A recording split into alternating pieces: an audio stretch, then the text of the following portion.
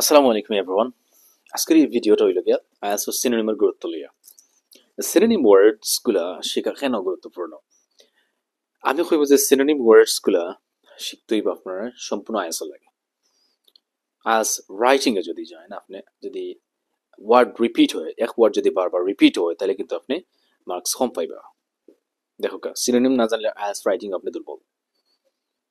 অথবা অনেক সময় কোয়েশ্চেন বুঝতে প্রবলেম হইতে পারে, যেমন নেগেটিভর জায়গাত ড্রব্যাকস ইউজ করা দিতে পারে, অথবা অ্যাডভান্টেজেস এন্ড ডিসঅ্যাডভান্টেজেস জায়গাত মেরিটস এন্ড ডিমেরিটস ইউজ করা হইতে পারে কোয়েশ্চেনও আছে। সো দেখুন, সিনোনিম না জানলে আপনি কোয়েশ্চেন বুঝতেও প্রবলেম হইব।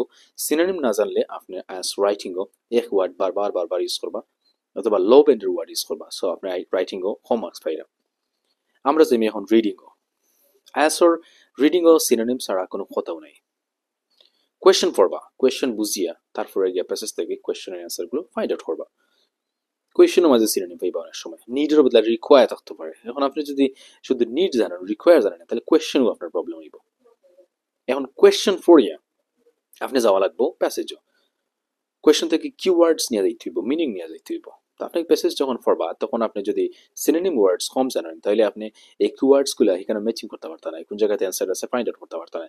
কোন টিচারে আপনারে রিডিং ফাঁস করাইতে পারতেন না। হয়তো রিডিং ফাঁস করা লাগে তেমন কিওয়ার্ড লাগে না, এটা four band, just four band five, বেশি পাইতে না। ওটা পাইতে অনেক সময় হার্ড হইব।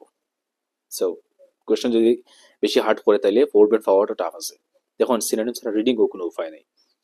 এখন স্পিকিংও যদি আপনি ওয়ার্ড আই থিঙ্ক বারবার হইন, আই ট্রাই বারবার হইন, এগুলার অল্টারনেটিভ বার করতেই বা আপনি সিনোনিম শিখতে হইব। সো স্পিকিংও কিন্তু আপনি সিনোনিম ইউজ করতে হইব।